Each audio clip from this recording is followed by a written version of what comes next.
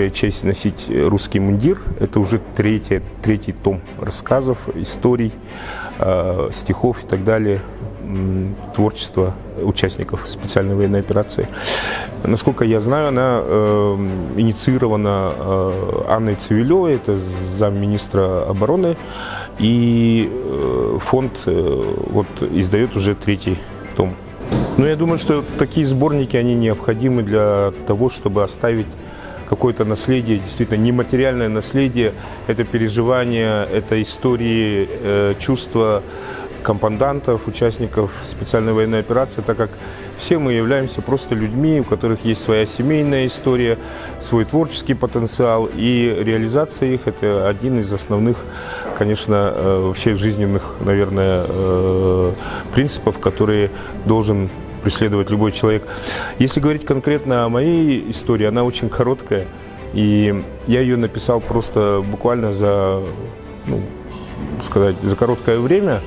То, что я действительно видел и не мог себе сам объяснить, потому что она история мистическая, и из-за того, что я это видел и пережил в свое время, я не мог, я страдал бессонницей, да, какое-то время. Как только я написал эту историю, бессонница ушла. Сегодня в музейном комплексе прошла презентация книги.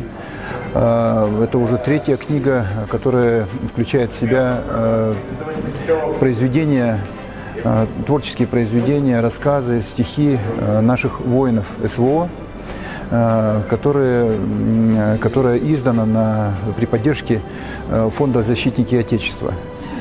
И я считаю, что это очень важно, потому что наши воины – это наши защитники, которые, конечно же, люди самых разных талантов и очень творческие натуры зачастую. И вот это вот их творческое наследие должно быть сохранено. И поэтому вот эта вот презентация – это еще один, может быть, небольшой, но вклад в наше общее дело победы, потому что победа, она вершится не только на поле битвы, но победы, они достигаются, когда мы все сплочены, когда мы ценим свою историю, когда мы ценим вклад наших предшественников, тех, кто сегодня находится на передовой, когда мы мысленно переживаем вот эти события, когда мы становимся мысленно сопричастными,